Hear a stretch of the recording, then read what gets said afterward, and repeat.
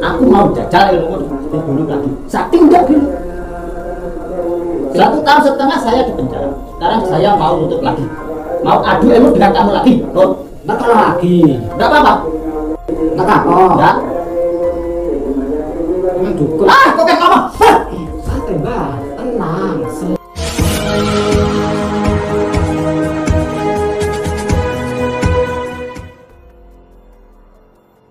Assalamualaikum sahabat spiritual yang berbahagia. Selamat menyaksikan kembali video dakwah perjuangan Gus Nur Samsun.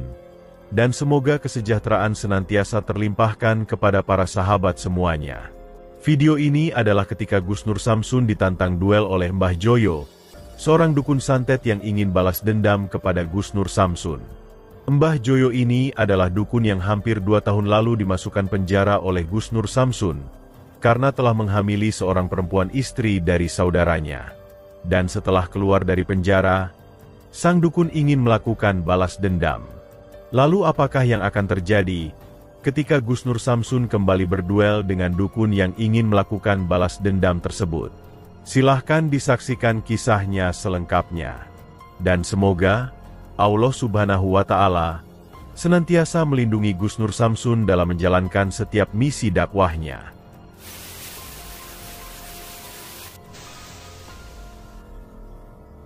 Alhamdulillah sahabat-sahabat, bertemu kembali dengan saya Nur Samsun Al Fakir bersama Kameramen Arya, dalam keadaan sehat walafiat, alhamdulillah. Hirabbil alamin. Di sini saya dan kameramen Arya pengen mendatangi namanya Mbak Kerto yang mengaku murid pengikutnya Bang Mat Suling. Bukan murid ya, pengikut lah. Dan di sini apa namanya guys? Saya penasaran, dia nantang-nantang saya dia. Sebelumnya kita sholawat terlebih dahulu kepada junjungan Nabi Agung Muhammad Sallallahu Alaihi Wasallam. Lanjut kita doa likom satun seperti biasanya. Bismillahirrahmanirrahim. Allahumma sholli ala sayyidina Muhammad wa ala ali sayyidina Muhammad. Lihum satun udfi biha harol wabail hatimah al-Mustafa wal murtada wabanahuma wa Fatimah. Lihum satun udfi biha harol wabail hatimah al-Mustafa wal murtada wabanahuma wa Fatimah.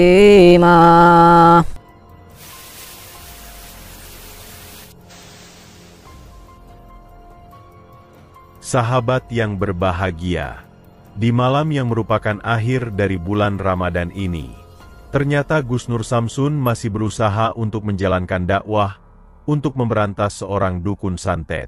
Dukun tersebut mengaku bernama Mbah Kerto yang juga mengaku sebagai pengikut dari Mat Suling.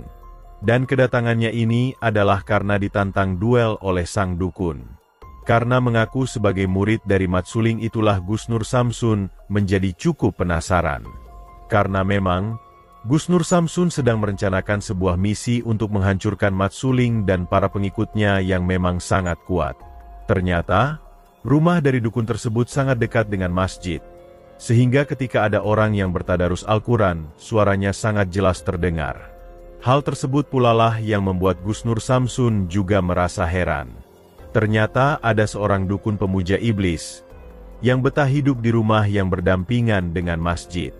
Gus Nur Samsun pun datang ke rumah dukun Kerto yang menantangnya itu.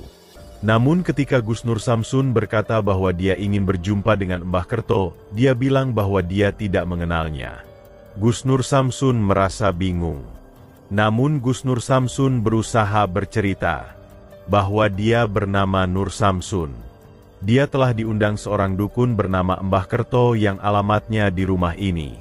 Dan ketika Gus Nur Samsun mengaku bernama Nur Samsun, itulah sang dukun itu mungkin tersadar. Sebab itulah kemudian dia mempersilahkan Gus Nur Samsun masuk ke rumahnya. Setelah itulah dia berkata bahwa benar yang mengaku bernama Mbah Kerto itu adalah dirinya. Juga mengaku pengikut Mat Suling yang ingin menantang duel dengan Gus Nur Samsun. Namun yang sebenarnya, nama aslinya bukan Mbah Kerto, tetapi adalah Mbah Joyo. Dukun tersebut juga mengaku lupa dengan Gus Nur Samsun. Karena ketika dulu bertemu Gus Nur Samsun berambut gondrong panjang, dan kini rambutnya berwarna pirang dan pendek. Gus Nur Samsun pun menjadi lebih penasaran dengan sang dukun. Siapakah Mbah Joyo sebenarnya, dan mengapa mengaku bernama Mbah Kerto pengikut Mat Suling untuk menantang dirinya? Dukun Joyo pun berkata bahwa dia tahu saat ini Gus Nur Samsun merencanakan misi untuk menghancurkan Mat Suling. Dengan mengaku sebagai pengikut Mat Suling, maka dia yakin Gus Nur Samsun akan mendatanginya. Lalu siapakah sebenarnya Mbah Joyo, dan apakah pernah ada urusan dengan dirinya? Kata Gus Nur Samsun lagi. Dukun tersebut kemudian bercerita. Dia adalah dukun yang hampir 2 tahun lalu bertemu dengan Gus Nur Samsun. Yaitu ketika Gus Nur Samsun mencari seorang dukun yang telah menghamili seorang perempuan istri dari Mas Putra. Waktu itu Gus Nur Samsun telah menghajarnya, bahkan kemudian memasukkan sang dukun ke dalam penjara. Kini dia sudah keluar dari penjara itu, dan kini dia juga ingin melakukan balas dendam. Mendengar cerita sang dukun itulah Gus Nur Samsun pun menjadi teringat bahwa memang dulu dia pernah membantu Mas Putra untuk minta pertanggungjawaban seorang dukun yang telah menghamili istrinya. Dan setelah menemukan dan menghajarnya, Gus Nur Samsun kemudian memasukkannya ke dalam penjara.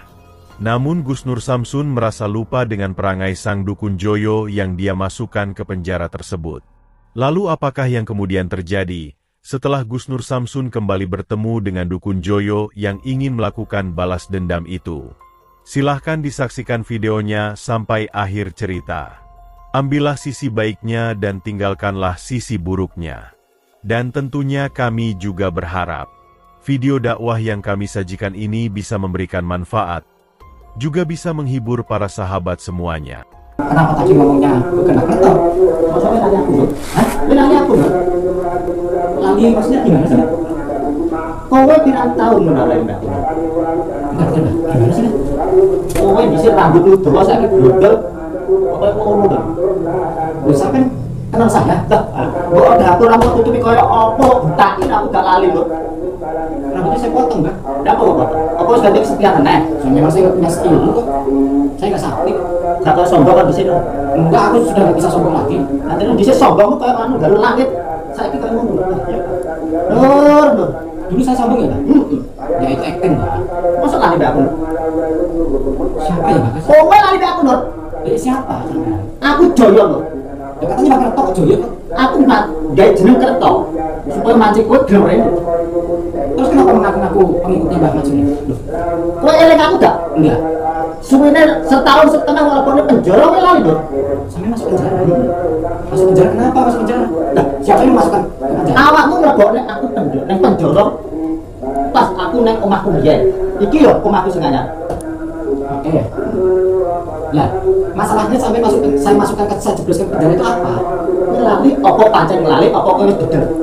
Saya tuh bener-bener nggak tahu, Mbak. Saya tuh merasa nggak pernah ketemu sama sampean, tapi Kowe nglebokne aku nang penjara suwene setahun setengah. Saiki kowe rambutmu kan? Ya. Rambut saiki ono gedibal kuning kok. sudah 1 tahun setengah di penjara. Soalnya banyak, Mbak. Dukun-dukun yang saya jebloskan penjara itu banyak. Wis kenal jenenge Joyo. Joyo Pungkel, duduk. Joyo dulu itu gemuk loh, Mbak. Joyo tok. Oh, berarti Joyo tok. Kowe kenal zamane Mas Indra karo Mbak Indah. Sama Mbak Indah. Iya. Yang mana, Mbak? Yang Mas Indra jadi TKW yang istrinya hamil waktu pasien saya. Itu Mbak Indah, Mbak. Iya, Mbak Indah. Sama suaminya namanya Mas Putra. Hah? Iya. Oh, kowe lali. Malah aku sing eling lho. Berarti sampai dukun yang menghamili itu. Iya, aku. Aku walaupun di penjara suwene setahun setengah. Tapi aku gak apa-apa, malah seneng. Oh, iya. Kok sekarang rambutnya panjang? Dulu kan enggak panjang rambutnya. Hakku toh, rambutku tak dawani lah saiki rambutmu ning kok brundil kaya ngono kowe. Ya gantian deh, Mbak. Aku seneng kalau di penjara. Loh, Anak aku pakai saiki. di dalam penjara seneng. Ora nang beneran uripku enak. Mangan turu ki ladeni. Di dalam penjara Sampai ngapain sampai? Ngulang anak buah, aku dulu itu kan. Di dalam penjara sampai ngajarin. Tak ulang dukun kabeh. Ngajarin dukun. Iya. Berarti narapidana yang di dalam penjara sampai ngajarin dukun. Iya. Ini orang gemblong ini. Buat apa ngajarin kayak gini? Untuk apa tujuannya? Untuk membalaskan dendamku kepada Nur. Oh, sampai ceritanya mau balas dendam Iya. sama saya. Oh ya. Di dalam penjara satu tahun setengah. Kok bisa keluar kalau enak di dalam penjara? Karena aku sudah bebas. Nah, kenapa mau bebas? Kenapa nggak di dalam saja? Aku mau buat lagi di desa. Di daerah jangan mendirikan padepokan perjukunan lagi. Sampai pengen mengajarkan orang-orang ilmu santai. Ya. Untuk apa? Supaya perdukunan itu lebih hebat lagi. Aku mau menghancurkan semua orang-orang yang menganut. Mbak kurang kerjaan. Sampean itu harusnya tobat. Orang sudah masuk penjara kok nggak tobat, malah menjadi-jadi. Tobat. Ya iya loh. Ya iya. Orang yang cerita Joyo itu tobat. Terus sekarang maunya apa? Aku mau jajal ilmu dari dulu lagi. Sakti enggak dulu. 1 tahun setengah saya di penjara. Sekarang saya mau nuntut lagi. Mau adu ilmu dengan kamu lagi, Nur. Nggak kalah lagi. Enggak apa-apa. Hah?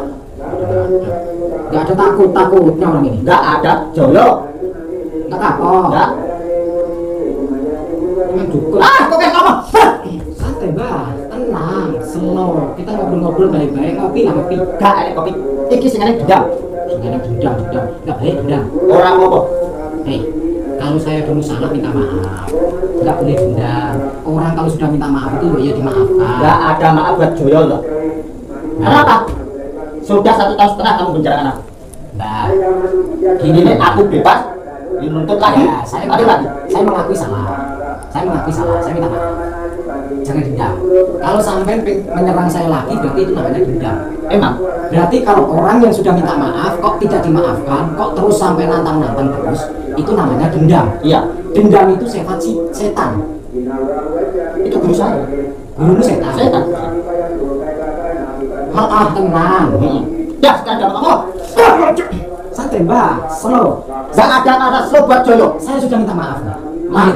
Saya minta Maaf. Iya. Kamu enak bilang maaf. Ya harusnya sampai Berapa legowo. saya yang bilang. Kamu Oke, gara-gara saya menjebloskan sampai ke dalam penjara, pasienmu sekarang sepi. Saya gak ada kata maaf buat Joyo. Mbak, Kamu sebentar Mbak, santai Mbak. Saya sudah minta maaf Mbak. Jangan ngamuk-ngamuk Mbak. Saya sudah minta maaf, kita tabayun baik-baik. mana? Kita tabayun baik-baik, biar kita ngobrol. Gak ada tabayun. Kesaktian mana? Saya nggak punya kesaktian. Gak ada kata maaf. Mbak, sudah Mbak, cukup Mbak, cukup. Saya minta maaf kalau saya salah, saya khilaf. Kesalahan saya dulu, saya minta maaf Mbak. Saya membawa dendam ini selama 1 tahun setengah di penjara. Mbak, Buat nyari kamu lagi. Mbak, ini di bulan suci Ramadan, saya sudah jelas-jelas saya minta maaf. Saya tidak peduli. Mbak, sudah Mbak. Mbak, orang yang namanya minta maaf itu dimaafkan. Tidak ada kata maaf buat Joyo buat kamu yang kalah. Kita damai saja Mbak, kita damai. Gak ada sebelum ada yang kalah. Berarti barang siapa orang yang sudah minta maaf tidak dimaafkan dan terus-terus malah diserang, itu namanya dendam. Dendam itu artinya adalah setan.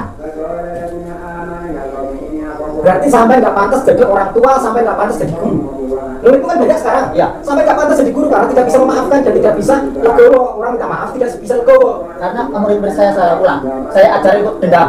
Mbak, Tidak, saya sudah minta maaf, lahir batin saya minta maaf. Ya, sudah tidak ada kata maaf buat saya minta kamu. maaf Mbak. Jika saya salah, saya minta maaf. Tidak ada kata maaf buat kamu. Jangan dendam Mbak, nggak baik Mbak, dendam. Gak ada baik-baik. Saya membawa ini sudah 1 tahun setengah. Berarti sampai sudah ngumpet 1 tahun setengah. Iya. Oh iya, toh Mbak, kita sama-sama manusia. Saya khilaf kemarin. Saya salah, ngaku salah Mbak. Saya mau maafkan kamu kalau saya kalah lagi dari kamu. Mbak dengar ayat-ayat suci Al-Quran itu Mbak. Iya saya. Tidak ada gunanya buat saya. Karena dendamku sudah membara dari penjara saya bawa ke sini, saya bawa ke rumah ini. Astagfirullahaladzim. Jangan sampai anak buah saya yang datang ke rumah sini. Barang siapa orang sudah mengakui kesalahannya dan meminta maaf secara lahir batin. Itu untuk orang lain, bukan untuk saya. Artinya di situ adalah ketulusan dan kebaikan yang akan dibawa. Enggak ada kata bebek Dan barang siapa itu anak Tuhan kok. Nah, barang siapa orang yang tidak memaafkan, justru dia malah membalas dendam dan terus untuk orangnya dua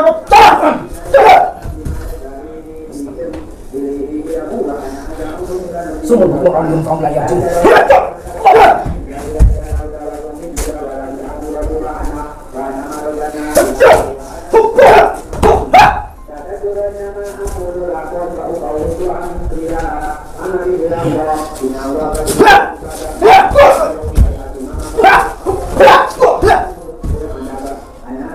La ilaha illa anta subhanaka.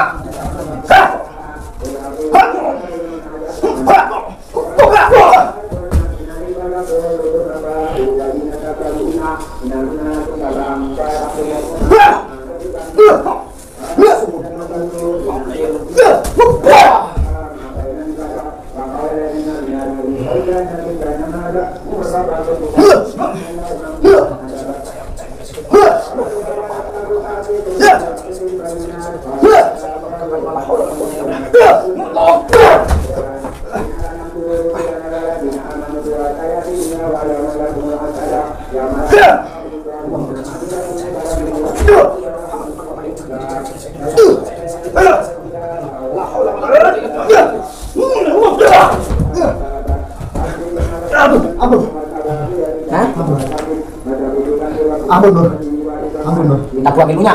Jangan, Kenapa jangan? Kamu sudah menyesatkan banyak orang. aku sudah janji dan nazar. Kamu nazar. Iya. Kamu janji apa? Jika aku kalah lagi dengan kamu, aku tobat dan mengikuti kata-katamu. Kamu mau tobat? Ya, Harus dibuang ilmunya. jangan, Alasannya apa jangan? karena aku tahu kamu sudah ada masalah dengan anak buah Mat Suling. Nanti ilmu saya nanti bisa kamu gunakan. Kamu tahu dari mana kalau aku punya masalah dengan Mat Suling? Anak buahku banyak di luar yang sudah keluar. Dia memberitahu aku. Tapi kamu mau tobat? Mau, aku mau kamu kemana saja.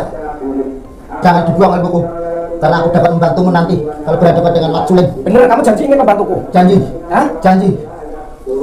Bener janji? Janji. Hah? Janji. Bener janji? Janji. Jangan kamu buang ilmuku. Bener nggak janji? Janji bener, karena itu sudah nazar saya. Oke, berarti nanti jika aku ketemu sama Mat Suling, aku akan mengumpulkan pasukan-pasukan mata dukun Ya, untuk membantu saya untuk melawan Mat Suling. Apa kamu bersedia? bersedia. Benar bersedia? Bersedia.